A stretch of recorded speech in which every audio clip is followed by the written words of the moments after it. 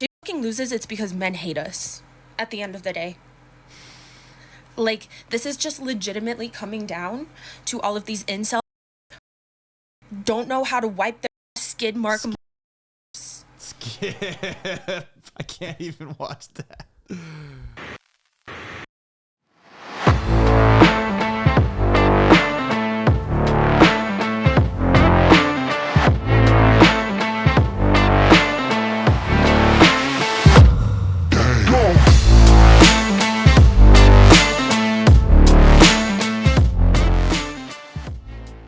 November 6th, 2024. Trump's in office, baby. This is a special election episode brought to you live. More accurate info than you're going to get on the news. This is a special day for us. We also, in this episode, got into a message to those who voted for Kamala or, don't agree with having Donald Trump in office. And we do have a message for you, and we do want to unite and we do want to explain that we know what it's like to lose an election. It's never fun, but at the same time, we want to celebrate a lot of the policies that are going to be put in place, a lot of the hope that this election gives us. Absolutely. This is really fun. We got to go into different clips. Like, we got to do some reaction videos in TikTok. So that was pretty fun. So really excited for the future, and hope you guys enjoyed the podcast. God bless the USA.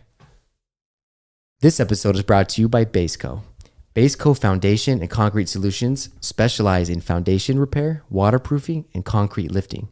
They have the ability to lift settled or sinking foundations, permanently waterproof homes and structures, underpin and support new foundations and structures, erect sizable block retaining walls, and lift settled concrete slabs, including sidewalks, driveways, patios, and garage floors.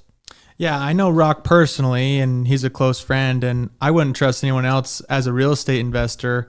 The foundation's the most important piece, and it can make or break any deal. So we appreciate Baseco. How crazy, how big Joe Rogan is. He came in clutch. Yeah. Joe Rogan came in clutch. I didn't know until yesterday that he endorsed him, on Monday.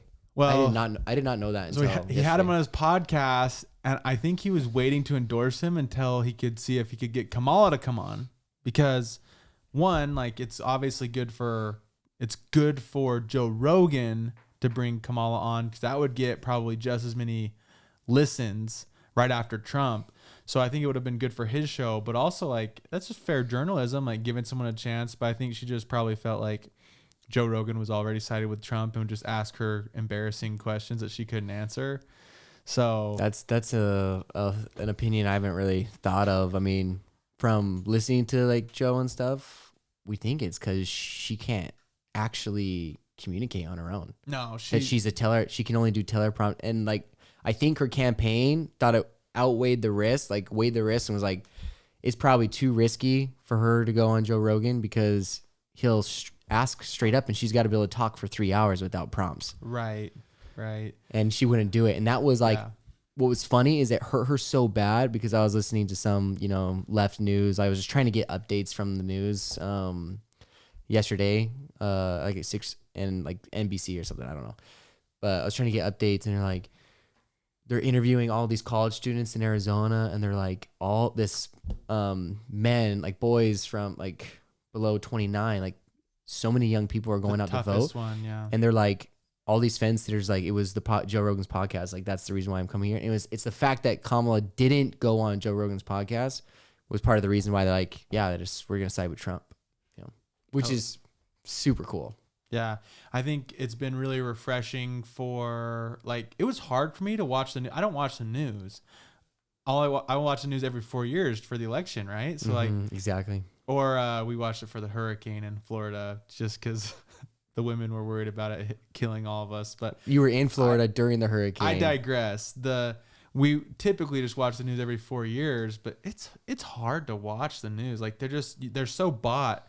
So I think for Joe Rogan, someone who's like a really independent thinker, like, he'll pick on anyone. Like, he asked Trump some hard questions too. Like, ask him straight up. Yeah, this is what people say about you. Yeah, it was cool. I didn't listen to the whole podcast, but I listened to the first hour, and it was good. Yeah, the whole podcast it gets better, and I bet. it's just amazing. It's why Joe Rogan got so big, I think, and why I love his show, and why everyone I think loves his show is when he's been doing it for a really long time, but all the experts, everyone was like, hey, if you're gonna do a podcast, you need to do like really short form. You know, you got to go like 15, 20 minutes, maybe like 30 minutes is way too much in a podcast. Like you just lose people. And Joe just didn't care, you know, like that wasn't, and he went the 3-hour route. Yeah. And he's the biggest, you know, in the country, and he's doing like the super ultra long form, you know, these 3-hour podcasts. But what's so cool is because he's like, you just need that much time to actually get to know someone and let them like break down different thoughts. But he's famous because he brings on amazing people. Like, well, and there's a lot more material when you bring on someone that's like such a fascinating character, that's like a celebrity or a politician, or like there's a lot more. We bring on people who are amazing, who we could talk for hours with them probably ourselves, but our audience could never digest a 4-hour conversation with our guests. But like people are digesting a 4-hour conversation with Donald Trump or Russell Brand or, you know, RFK, you know, like that's something that people will actually listen to. And that's his advantage, is he brings on people that have that much. well, and it's still novelty, because the reason why I really got into it, like I'd scroll through some of his episodes and like you just pick and choose, you know, the episodes you want to listen to. So, cause he does so many, but like you're just picking like the guests. But what's cool and the experience that's cool, I remember like one of the first Joe Rogans like I ever listened to was like with some famous person, you know, I can't remember the first one I ever listened to, but I remember listening to like Miley Cyrus's podcast, you know, just cause like I grew up watching Hannah Montana. But what's so interesting is like you get to know a famous person on a different level. Like you get to hear them talk, you get to hear them think, you get to hear like what they might actually be like in real life. Yeah. And you hear stories about them and their family. Like he asked, like, you know, what's it like being famous? And you know, and it's just really, really cool because you get to, and it's the same for Trump. Like you get to know him. If you feel like you get to know him on a level that you couldn't otherwise. Yeah. Like you get to hear him tell, like, did you hear him tell the really cool story about him flying to Iraq, Afghanistan? No, I just was laughing when he's like, the Lincoln bedroom, very amazing, so much history there. Like that's about where I it gets you. People get warmed up, like, and that's the Joe says this too. Like it takes people time to get warmed up. And that's where like you know going 3 hours is another thing. But dude, Trump told the craziest story about how like he was talking about ISIS and how like no one like it's gonna take 5 years to destroy ISIS. And he's like, I got on a plane and flew to, you know, Iraq and on Air Force One. And he's like, we've spent so many $1 trillion here, and they couldn't even land there safely without turning the lights off, everything. Jeez. And he described, he's like, it was so cool. He's like, I'm here, like this is where I'm at. And he's like, then they like turned off every single light on Air Force One. He says it was so pitch black dark, like you couldn't see your hand in front of you.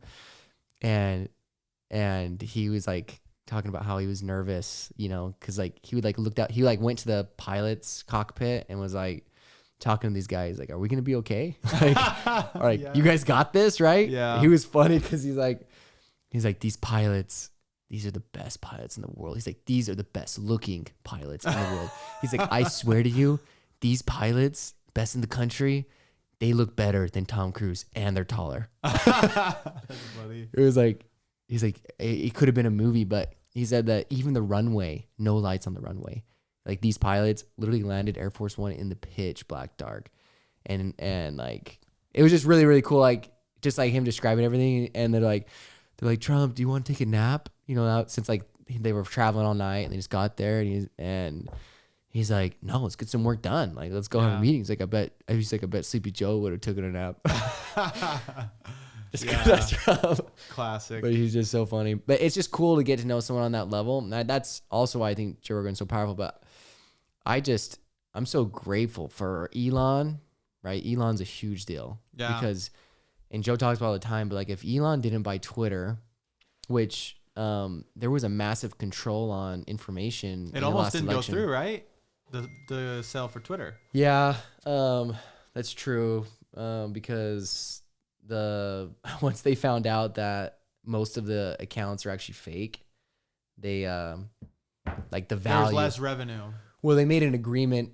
They made an agreement at a higher price, and then the value of the company actually dropped. Like he actually bought at like a really, really high premium. He almost wanted to. He tried to retrade, renegotiate because he found out that a lot of the potential revenue was not potential revenue. Yeah, and he went through it anyways, and thank goodness he did.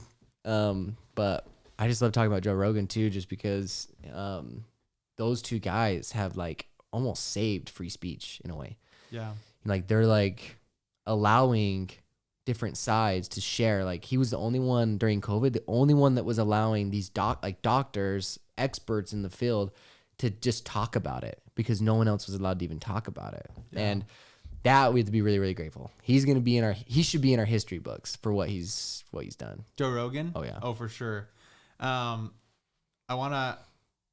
My wife woke up thrilled that RFK is in power. Dude, Like RK's such a beast. Like that's maybe the big three, right? You have Elon who helped. He is going to, the hope is that Elon will clean house. I saw this video where they talked about how when Elon bought Twitter, he cut their employees in half. Oh yeah. And made the company so much more productive, leaner. And it showed a video of him walking in with a kitchen sink because he's gonna throw the kitchen sink at him, kind of thing. Like that's what he's claiming to do for the government. I mean, we would love to see that.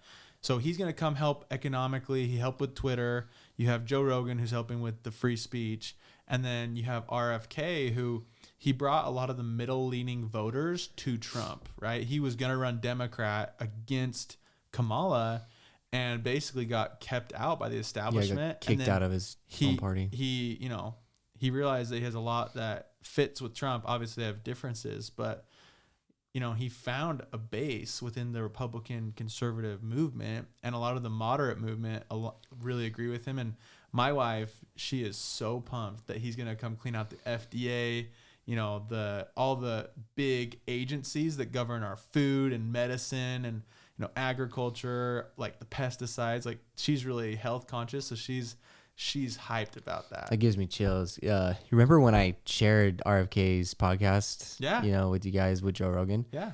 I love RFK, and it's so true that he's just he's a good guy, but he's an old Democrat. Like it's like he's like a JFK. Yeah, he's a JFK Democrat. Like he's a guy for the people. It's like when when Democrat used to mean like I wanted a little bit more welfare programs. Yeah, like Democrat used to be like you picture the old California, like the California of the 80s. That's what I picture Democrats as, right? Like Arnold Schwarzenegger, JFK. Like that's what Democrats were supposed to be. Was just a little bit more, like you said, programs, a little bit more. But now it's just so far gone. Okay, hey, this is a special feature. I want to do this. We should do this every podcast. Dude, this is so fun. But we're gonna do some reaction videos. Okay. Dude, thank you for facilitating this, dude. Micah. People, and their ability to create memes is just so amazing. I feel like we could channel the power. Okay, you ready for this?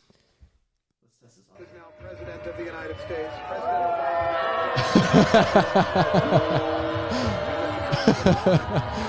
What a great honor to be able to introduce for the first time ever any. Donald J. Trump is now President of the United States. Oh my gosh. Yeah, this lady, this is probably the most captivating summary of it. I mean, people were so devastated last time. People are freaking out today. Like LeBron James, he posted like, I used to be a LeBron fan. It's used to be the number one LeBron fan. Yeah. He posted, "It's okay. My daughter will still have a place in America. Like we will survive." Like, dude, there's people like literally freaking out, and all the comments were like, "Yeah, your daughter doesn't have to go in a bathroom with a boy anymore. Yeah, your daughter's gonna be way better off." Like, anyways, thank you. It's so funny. When I see that lady, like, I see, dude, it's so bad, so graphic, but like, you know, like some of those, dude, there's some extremely, you know, like this might have to be like blurted out. I don't know like what age is, but like some of those abortion parades, you know? And there was a lady in an abortion parade. This is horrible. I don't even want to say this, but like ladies that look like that in these abortion parades that are like had a baby doll attached to a fake umbilical cord, and she was going around and pretending to like give birth to this thing and swinging this baby around like an umbilical cord in these parades, like that sort of, you know, like that sort of thing. That's what I see her doing. I want to talk about the issues for sure, but not that it was an issue, but that's just what I see when I look at her. Just like someone swinging around a baby, like, ugh, it's disgusting. We had to start off with the classics. Yeah, that's a classic. So just to be clear, we will not be sleeping with men for the next 4 years, right? Because I don't know about y'all, but I will not be giving birth against my will if the worst happens. They already voted against our rights, so we might as well hit them where it hurts. As our next president once said, grab them by the... So just to be clear, we will not be sleeping with So, honestly... That's great, actually. If she's not going to sleep declaring around. for abstinence. Yeah. Yeah, no. Thank you for being willing to keep the law of chastity. We have much more to tell you about the gospel of Jesus Christ. Yeah. I think that's a great thing I'm that proud you're of choosing you. to not wait have sex to before have marriage. to wait to have sex with a man you want to Until you're ready to have a baby, Yeah, maybe. that may be a good idea. They did say that, like you mentioned this, that young men under 30 came out like never before. And the Democrats were crying about it on the news last night. Like, we just couldn't have foreseen this. Like, and black men and Hispanic men came out like never before for Trump.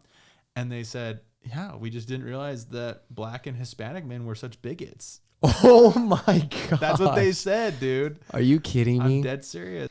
Yeah, Reagan was on the news. Reagan was on TV. You know, he that's what, I don't know who mentioned this. I think, no, it was RFK. In RFK's original podcast with Joe Rogan, he was talking about how his uncle, you know, and his dad, like, he was talking about how, like, what made him different is They went to the people. They went to this, they did it different. They campaigned a different way. And for him, I think for JFK, it was like being on TV. Maybe if it was for Reagan, he mentioned that it was being on TV, but RFK literally said, he says, it's podcast. This is where campaigns are going to be won. He literally said that months and months ago. He's going to be in these podcasts. Yeah. That campaigns are won. So super cool. But like most guys, they don't want to be a beta person anyways, you know? No. And so you're finding yourself with, I never heard this, but on the news, they're calling conservative, like if you're red or conservative, no, this may have been Joe, but it was like, they're calling us rebels now. Like if you're like if you're a rebel and you're kind of like anti, you know, regulation, anti-government, you're anti the man, anti the system, like you're a rebel and you're a Republican. Dixie State Rebels. Next video. Dude, this is so funny. Racism and misogyny run so deep in our country that you all would rather have a convicted felon, the first ever convicted felon to become president, than an overly qualified black woman, and that's disgusting. And to all the people I know who voted for him, just know that when stuff starts hitting the fan, I will never let you forget that you voted for him. And when more and more women start dying every day, the blood of those women will be on your hands. And before you run to the comments and say, oh my God, you're crazy, that's never going to happen, I hope I'm wrong. I really do hope I'm wrong, and I hope you're right and that it doesn't happen. Racism and misogyny runs. Her eye twitch was distracting me a little bit. She says she's never going to let us forget that we voted Trump in. Man, the people who voted for Biden, they forgot really fast over the last 4 years all the stuff that he did and all the stuff that he put in place. Well, what's funny is I don't think Trump is like as far as abortions are concerned, I don't think Trump wants any women to get hurt. Like I think he's come out and said that like, look, there's a big difference to being like because people talk about when the mom is at risk of dying. Like I don't think Trump is gonna let women die. And the other thing is, all he did was reverse Roe v. Wade, which allows the states to decide. Like you can live in a state that is more liberal with abortion than a red state. Like you can choose where you want to live. That's what's great about this country. Yeah, I feel like I want to watch more videos, but I just have to get into what I want to say to people, because I have friends that voted for Kamala, right? I have people that I'm connected with who, you know, who knows what they think of me for voting for Trump, but And for this podcast, shame on you. it's true. But the point is like we know that Trump is not the perfect president. I'm not a guy that worships Trump, which, like, I know I wear the MAGA hat and I love Trump, and I think he's more of a fun character. I think there's better, you know, there will be better presidents, I hope, in the future even. Like, I don't think he's peak America. Now, I believe he saved America, but a lot of these issues, I feel like, get really they get bigger with the bigger propaganda, right? Like this abortion issue, no one's trying to kill women, right? Like, obviously, if a medical professional is put in a position where they have to save a mother's life, like, they should do it, right? But Most people believe that, though. yeah, but most people believe that this is like all the babies that get slaughtered. They bring up that one case where it's like, yeah, this girl got raped and then she died because she couldn't have an abortion. It's Right. like that happens like once every million years, you know. Well, yeah, I don't know how often it happens. I think it happens a You know lot. what I'm saying? But statistically, Not the rape part, but like they get raped and then they like die because they couldn't get an abortion. well, the problem is, it's what you're saying is, I think you're saying is that the some of the bad abortions are happening more than maybe these cases, like these worst case scenarios. And Oh yeah, like it's not even close. I'm exaggerating when I say once in a million years, but the statistics. or that it's more rare. Oh yeah, it's like less than 1% of 1%. Most of the abortions that are happening are not Right. that case. The other thing that I wanna say is like I think a lot of people call Trump racist because of his immigration policies, and like Hispanic voters came out better than ever. I want to explain something about micro or macroeconomics. Like, we need immigrants in this country to keep coming, and we need them bad. The birth rate and like us I having was babies, just gonna say that. there's a huge vacuum. We need immigrants It's to gonna come save our country. Save our country. Yeah. People that understand economics, people like us, we want these people from all over the world to come save us, and we know it. All we want is just to have it documented. My vision for when I become president is I want to make sure that more immigration happens, but we do need to make sure that there's not illegal immigration. And just, if you had a better system, you could come down harder on criminals and people that are breaking the law by being here. Right now, you can't even be mad at illegal immigrants. It's like the system is too broken for you to really get mad at them. Like, yeah, you can be frustrated and deport them, and like maybe that's the right thing to do, but you can't even hardly blame them for wanting to be here with such a broken system. If you fix the system and get it right to where it's like, okay, we got a wall, you come through, you do your paperwork. If you do have a clean background check, you're in. And we govern how many people get in so we can control it, keep a throttle on it, make sure the economy is benefited, not hurt. And this country would be a better place. We'd have more tax dollars coming in. We'd have, less government programs. We'd give these people more rights, because the people that I know that have immigrated here, they're some of the best people I know. love 'em. So Absolutely. I think there's just a lot of like confusion with what we're really after when it comes to immigration law, abortion law, like these big topics that we're passionate about. We are not trying to keep people out. In fact, we know we study the economy and populations in our real estate business, moving business. We know we need people here very, very badly. Yeah, and I know we're taking too long, but I had to make a comment on it because it's so important. That's what I love about the Trump, Vance, Elon kind of presidency, because I know this is a huge deal. But it's like, yeah, if they've talked about splitting. Like, what I love about their presidency is cutting regulations, anti-government. Yeah.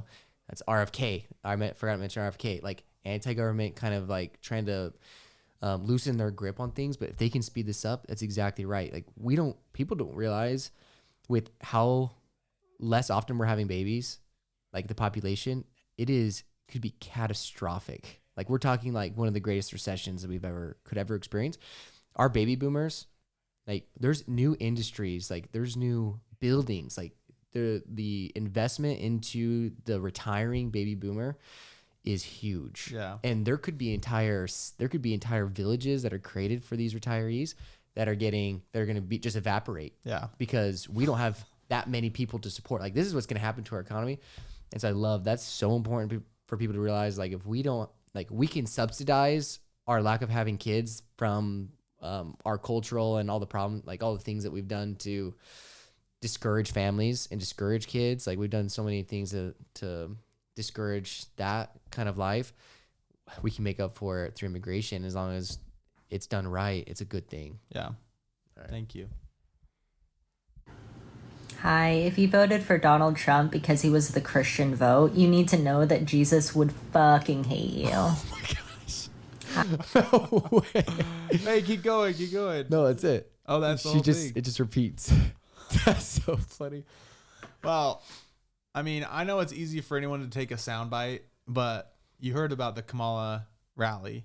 No. Where someone said, Jesus is Lord. And she said, I think you're at the wrong rally. You never heard that? You never heard that? Happened? You heard that, right? Yeah, like that.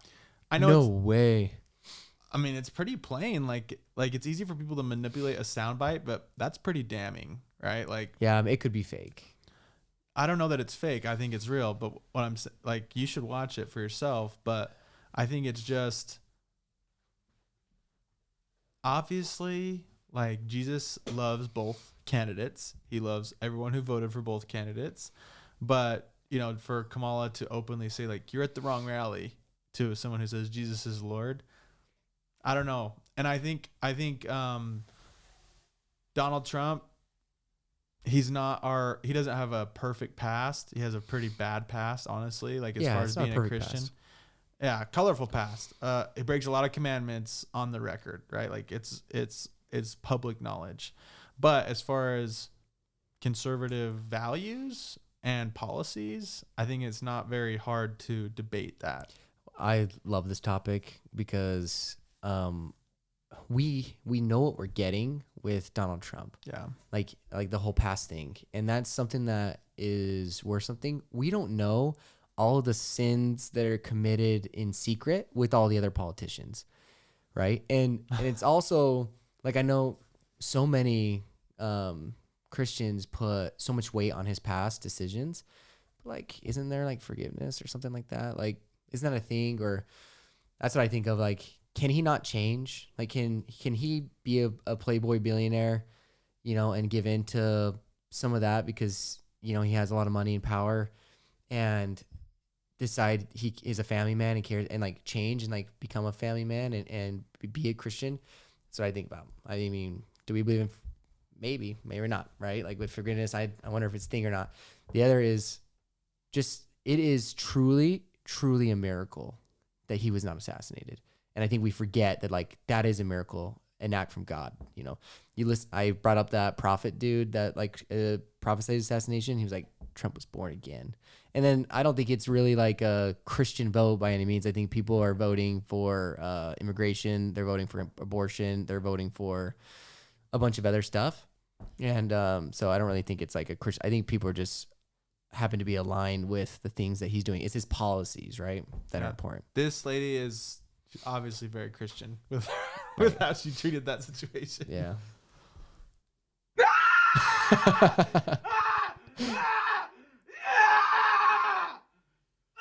I'm sorry. No. Why? What kind of hashtag did you put in here, bro? Why? Do you really hate me that bad? I'm sorry. Dude, what did you put in the search bar to find this? It's so bad. Trump election. Trump wins. This is really just like random. This isn't like a freak out feed. This is just like Trump election. Trump wins. Dude, I'm not on social media. I just can never see myself ever recording something like that. No, this is like when people Like, is it really just to get like attention that people do crazy stuff on social media, like just to get views? But I mean, this has dude, she almost got a million views. Oh, almost a million. I just don't know. Oh, almost a million likes. I just don't. She probably got. Video has Oh, she's like 3.1 million views. she's like Oh, famous, wow.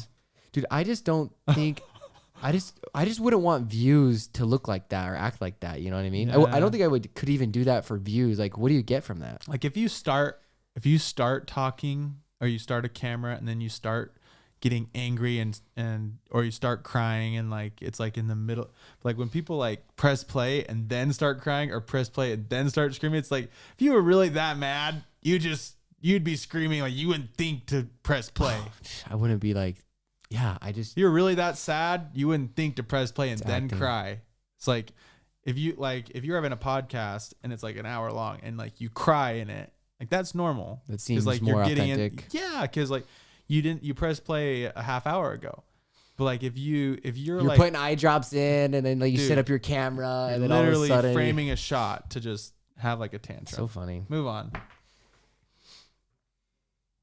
I'm literally contemplating my entire marriage right now because my wife voted. My wife voted for Donald J. I have the right to The lesbian. The Puerto Rican lesbian voted for. I'm literally contemplating my entire. Honestly, Dude, her wife is a champ. well, I think a lot of gay people feel pretty safe with Trump. I think it's the people that are moving into trans, moving into freakier stuff, like the fringe gay people that really, obviously, like there's most gay people are gonna vote blue, but I think there's a couple of pages I follow, like the Gay Who Strayed.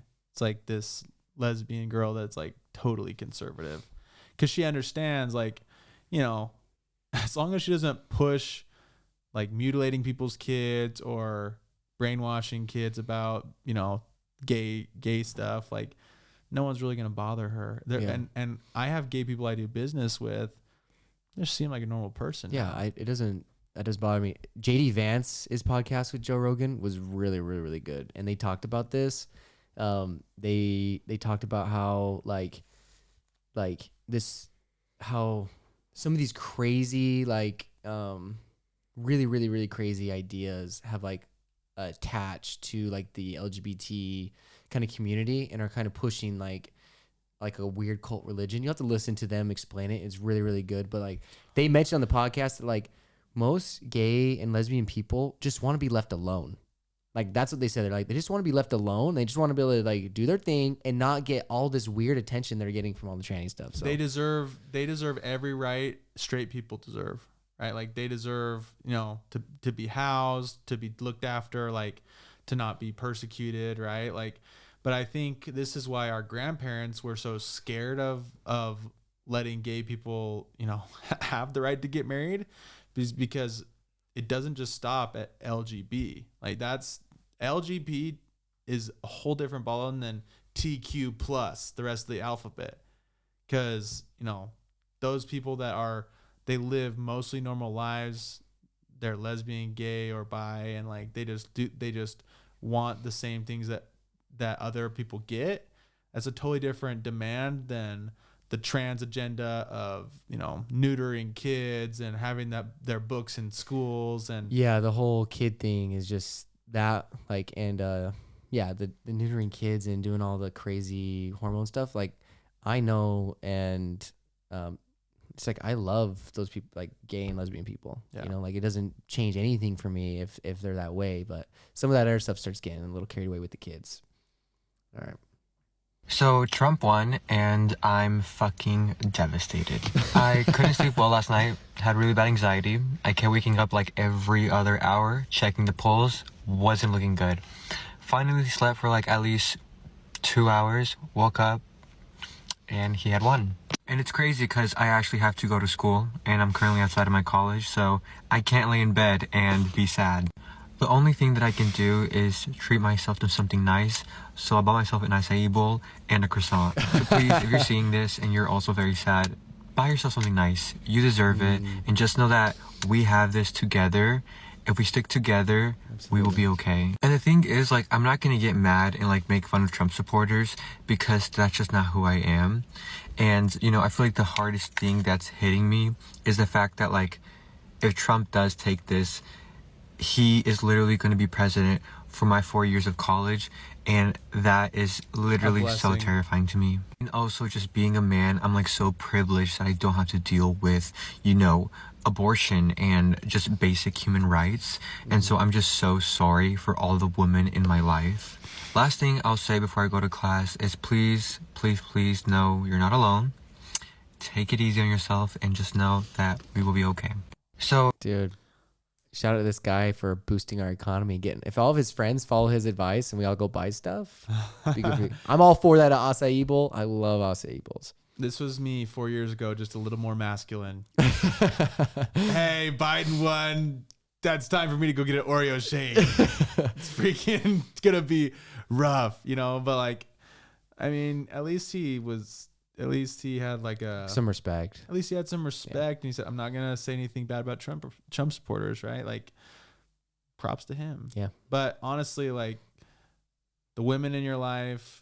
The woman. It sounded like he said woman. No, he's like, I'm so glad I'm not a woman today because I'm a man. I'm so privileged. Like, I have all these rights. Abortion is a male issue, right? Like, men are getting these women pregnant, and it's a partnership. And sometimes the abortion is just decided by the woman, but the man's a parent too.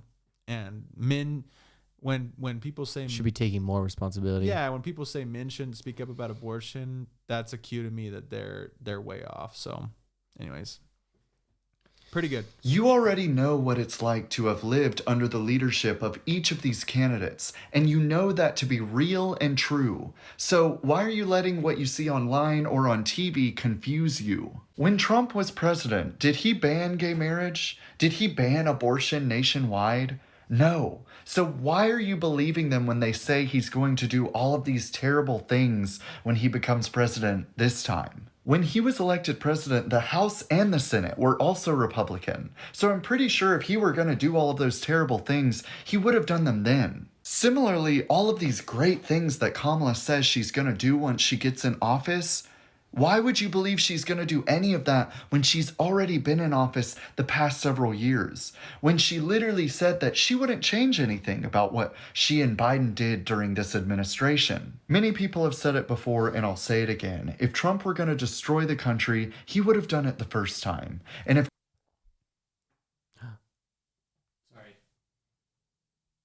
Kamala were going to save the country, she would have done it the first time.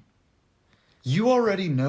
Dude, this guy's got a good voice. You know what I mean? Like, he's like... Love the wife beater, dude. Spitting facts. Gray beater. Gray beater. Wife beater. So, love it, right? Like, I think a lot of people, including my friends and family, were like, oh, if Kamala wins, like, that's it. Like, it's freaking over. It's Armageddon. And, like, in the back of my head, I'm thinking... It's not really the case. Like, still, it could be flipped. Still gonna be America. Like, you know, it's a slippery slope. Like, if you had a couple elections in a row go wrong, you know, like, you could get to a really bad place in America where you start to become a socialist country or become weak, and there's a war. You know, like there's things like that could happen. But with one bad candidate, like if Kamala won, I would not be fearful. You know, I'd probably the stock market would drop. I'd probably be buying up stocks in real estate because everyone else is fearful, right? So this idea that the president controls everything is not the case. Now, correct me if I'm wrong. Do you know if we won the Senate and the House too?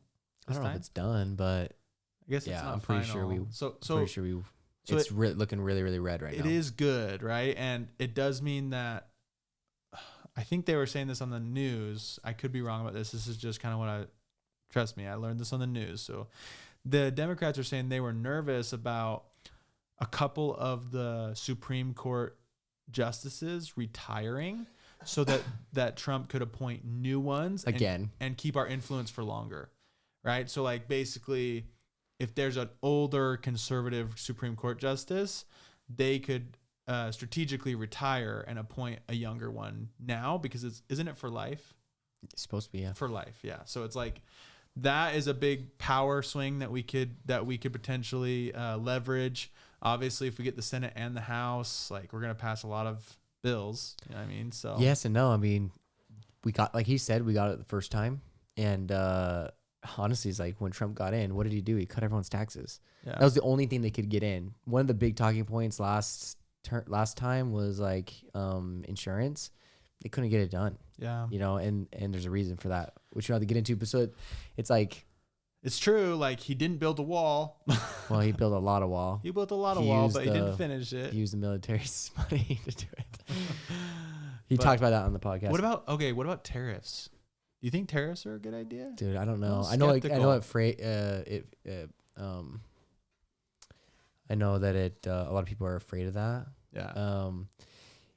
I can't really talk about it because I don't know enough about it. Well, I know what Trump said is he wants to use it to obviously help American jobs and bring more like he wants to bring stuff back to America, which that's something that's debatable. I know even like not every like conservative person might want that, but I know one thing that he did mention was like he uses it for power, like to control other countries. Yeah. Because if he's got another country with these tariffs and he can control these up and down, like he can be like, okay, don't invade this don't invade this country, because if you do, then I'll give you a bunch of tariffs and destroy your economy. Yeah, and I think it's a great thing to do for power. As a general rule, I don't know that it's necessary, just because my attitude is more like, look, if you're going to try to be the best at something, you don't do it by thinking about what other people are doing. You just go put your head down and go do what you're going to do. So like in general, I want America to be great independently of how we tariff other people. But I can also see circumstances where it's like, whether it's for a political statement or for the economy, where it would be appropriate. Well, that's the whole point, is that it's a national security issue that we don't manufacture anything here anymore. Yeah. And so it is an issue. Well, and not just anything, but like there are certain things that we don't create anymore.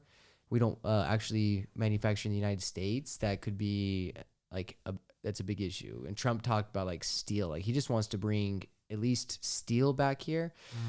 I know I talk a lot about Clayton M. Christensen and his books that he wrote, Harvard professor, but he wrote, this was years and years ago, he wrote the book about disruption, The Innovator's Dilemma. Okay. And this is about disruption and disrupting markets. And like he one of the examples in his book is about computers and how we used to manufacture computers and all of its components here in the United States. We had the intellectual property, but we also manufactured those. And then over time, they realized that like if they hired overseas foreigners from overseas, that they could manufacture some of these things a lot cheaper and it would increase their profits. So over time, Dell and HP or whatever, like in his book, he says they started outsourcing. It started with just this one teeny component, like a chip. And they started outsourcing that. Oh, we make a lot of money. And then they started outsourcing another thing. That started making a lot of money. And so then they eventually were outsourcing the entire computer. Yeah. And then what happened was, what came out of that was a company called like Acer, that literally took all the technology and basically created their own computer and started selling it. Yeah. So it's an issue for that. Like he could bring, with tariffs, he could bring jobs supposedly back, but it would make things more expensive for us. And that's my concern. That's where a lot of people, why everyone's outsourcing, like China's good at manufacturing now. Like made in China used to be like, dude, this is junk. And now like they manufacture everything. Yeah. But they think it's not good that we depend on China so much. See both sides. If she fucking loses, it's because men hate us at the end of the day. Like, this is just legitimately coming down to all of these incels don't know how to wipe their skid mark. Skip. I can't even watch that. I'm curious what she's gonna say. She's bitter. She's saying it's men's fault. Oh, is that not the end? No, all right, finish it. She's not done. But it's more than that. It's this whole culture of misogyny. Because I would say 75, I don't know what percentage of women in my life have been abused by men horribly, in vile, awful, terrible ways that change them as people. And they're just girls that you see walking around, cute as can be, and you'd never fucking know. But their abusers don't get convicted. They don't get consequences. What this is proving is you can be the president of the United States of America, and a man would choose a rapist over a woman, a qualified, smart woman, to do the fucking job. I think one of the most heartbreaking aspects of this, for me at least, and I think a lot of women can sympathize, honestly, is the fact that it's still so unsurprising. Because when has a man ever chosen to listen to a woman over a abuser? And a lot of women can sympathize with this because they have been put in those positions. And they know exactly what that feels like. And it's probably because those same people that are willing to overlook the shit in these women's own lives are also the ones that are actively voting against them in the polls. That are literally willing to tear our rights apart from top down. You guys fucking hate us. Like, just admit it. Literally, just say it. Because I don't give a fuck about your economy. Whatever dumb-ass reason you had to believe that he is a better option than her. Daddy issues. Jeez. I mean, because men hate us. Her just like quivering. She's like, actually seems like she was crying, you know, and had a lot of courage to make that video. I mean, what she's talking about is like a really big deal. Like, it would be so hard to actually be a woman in this world, and it would be terrifying. Anyways, like what is happening and the stupid guys out there that are doing horrible things, like it's tragic. It really, really is. Like there's no doubt, like what she's saying is a horrible thing. Men abusing women is a horrible thing. It should never be tolerated. And they have to worry about that every single day. There are women who are going around and have been abused, and like they're just almost powerless. Dude, this is, I was talking to Jack about this. Not funny. This is like a side note. This might seem funny, but it's like, there's one time in my life where I felt like this, and it is not fun. And it's in high school. I was telling Jack a little about like high school and stuff, and like Austin Best. I knew it was gonna be Austin Best. Right when you said I felt like this. The topic's not funny, but this analogy is like, so Austin Best is like a 6'4", he was like 400-pound dude in high school. And I'm a 6'1", like 180 guy. Yep. And he could do whatever he wanted. Like he could, like if he got a hold of me, like he could sit on me and there would be nothing I could do about it. Right. Cause he weighs so much that like I'm just so weak in comparison to him as a big individual. And like that, like I imagine like that horrifying feeling of like, if I'm stuck in a room with this guy, like how would I be able to fight my way out of this? Like if he were to like fight me, you know, could I survive, you know? Can you think of a way? Oh yeah, that's funny. Stay strapped. That's what women have. That's the Second Amendment is for women, dude. Like, yeah. I don't want to have to shoot anybody. Look. Like, there's an emotional there's part of that. separate issues here. Yeah, this is completely separate. So this is like she's trying to basically blend together two separate issues. One issue is men not being held responsible for abusing women, right? And so that's separate issue. Like men, we Republicans and conservatives would up the penalties Yeah, like like Washington, Oregon, and whatever, where there are no. Yeah. They're starting to not. Dude, we need to increase jail sentences for physical violent crime, dude. Mhm. If you're abusing a woman, you should go to jail for longer. If not, be put in the electric chair. You know what I mean? But I can see this presidency doing that. Why isn't Yeah. but like why isn't Kamala and Biden done anything about that Yes, for 4 yes. years? They haven't So- done anything about it. So she's talking about abuse, and maybe she's hinting at the fact that there's been some allegations against Donald Trump. But guess what? Which she is. That's what she's saying. Well, I mean, he's paying women for sex for decades. Like, there's gonna be some allegations of that. Like, it's gonna be messy, and you know, that's just but that's men getting accused of sexual allegations, like Brett Kavanaugh. Like, dude, there would be. I don't know that story, so It's a Supreme Court judge that he got framed. Like, he basically had a Oh. woman step forward right when he was named Supreme Court judge. Oh, I remember. Oh, Kavanaugh. I remember that. When it's So been weaponized. that's one issue, is the abuse issue, right? And we need to protect our daughters. Like, dude, hang them in the streets, dude. We would love any abusers to just any violent abusers, dude, go to jail for triple the time, castrate them. Like, that's what conservatives are about. Mm-hmm. And We want to protect our we'll daughters write as that much into as anyone. legislation. And so she doesn't know what she's talking about with you just hate us. Like, she has a victim mentality. I know a lot of people that have been abused Mhm. that are voting for Trump because they know that the system is going to work better. They're going to have a safer place. Crime. More cops. Where's the more- most crime? Blue counties. Where's the least crime? Red counties, red states.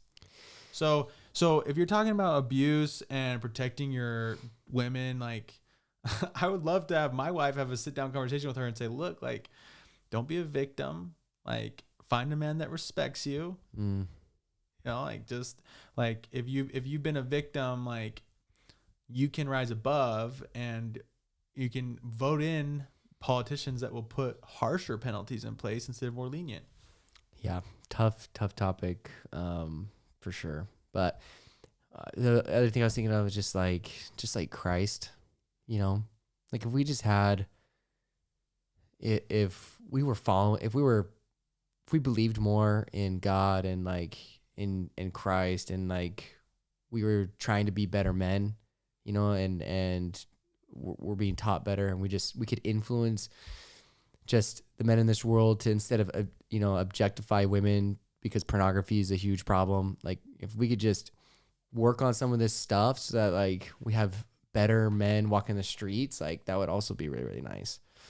So yeah, no, we just don't have enough God in our lives. It's just like Christ was the ultimate male figure. The patriarchy that people hate so much. It's like people hate the patriarchy, but they don't understand, like, the original patriarch, these ancient prophets, these were honorable, good men that led people in holiness and honor and integrity.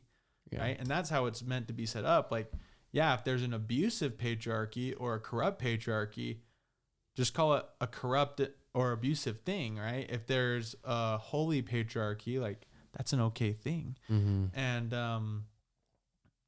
I just think when you bring up Christ, like, he was the ultimate example of being a man who led with gentleness and meekness. But dude, he also said that the people that abuse the vulnerable, it's better that a millstone be hung around their neck and they're thrown into the sea. Right? So he was all for being meek and being slow to anger, but also he wasn't afraid to increase punishments for people. And I don't think for Christ, I don't think he necessarily wants to see physical punishments done in this life, but in the next life, there will be eternal regret and torment for people that do that without repenting. All men just for sure need to step up. Like, we need to be respectful. It's just, there's so much, savage, like, aggressiveness, Yeah. So it's just need to be better. We all need to be better. All right. Oh, are we still going? That's it. Oh. Dude, that was sweet. Wasn't that fun? That's so fun. I love doing that. We'll have to do more It's of that. It's just so fun. I love it. Just Well, fun to be able to share your opinion. I would say closing remarks is just, man, what an amazing day. I think, half the country is probably upset today. And A little less than half. Yeah. Did we win popular vote? Oh, yeah. Yeah, I thought so. We definitely won popular vote. We outperformed really well in a lot of areas. But I'd say to that minority, now you finally are a minority for the first time in a long time.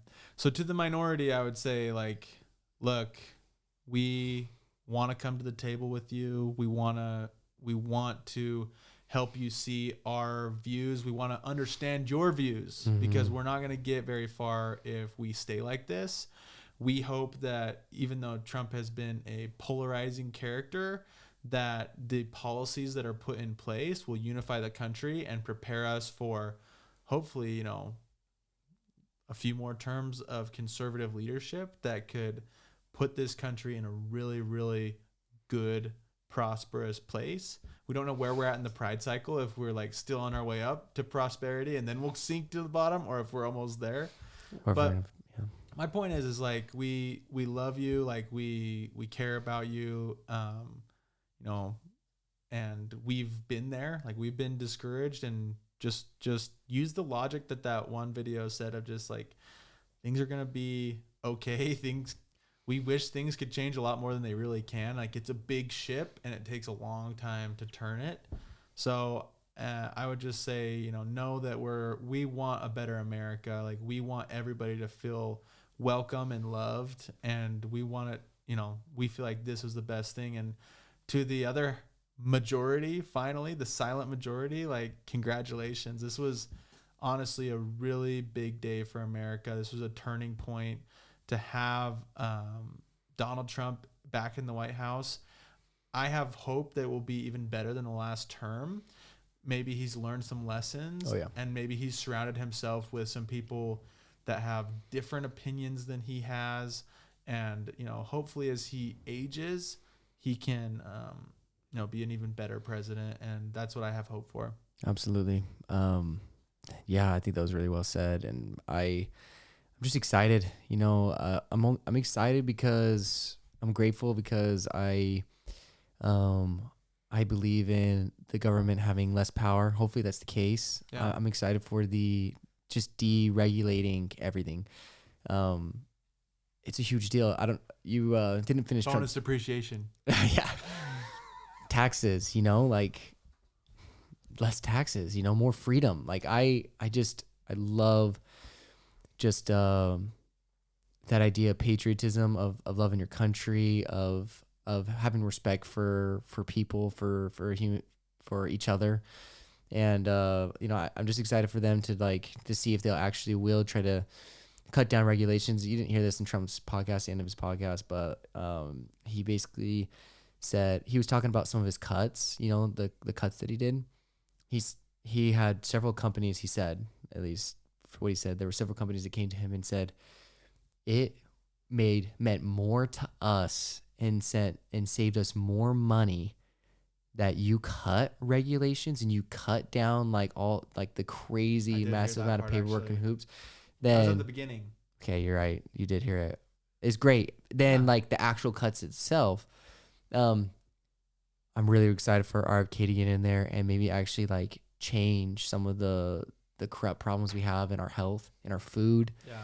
All of that. And I love what JD Vance, I love that JD Vance is a Catholic, is a Christian, with a family. I'm really excited for him. But I love that he, he talked about, now I'm just drawing a blank on exactly what he said. I got distracted by him being a Christian and a Catholic. Yeah. But anyways, I'm just really excited for those guys to get in and to see if they can change. I'm excited. Hopefully we can maintain our freedom of speech, and just try to get less control. What's important to me, and I think what's important is that we maintain our rights. We can't give up our rights and our freedoms, and that we can maintain our freedoms of speech and our freedoms of religion. And I hope that they maintain that. I think that like that's what's important, is that we all have the freedom to believe and to like have that route. I hope that this helps boost all that. And I think for everyone out there, like for me personally, you know, I believe in some of these policies. Like I believe in some of the things that they want to do for the country. But at the end of the day, like I'm a believer first. Like I believe in God first. I believe in Savior Jesus Christ first. Like those are the things that are important to me. And at the end of the day, like it's not going to be red and blue. You know, it's hopefully all going to be white. And I love that we can all have differences. I love that we can have political differences. I love that we can have different opinions and we can like these things and not like these things. But I love that we could all come together at the end of the day. And at the end of the day, it doesn't really matter. Like, so, yeah, that's my thoughts. You say white, you mean symbolically like the kingdom of heaven. Yeah, like symbolically like heaven. Yeah.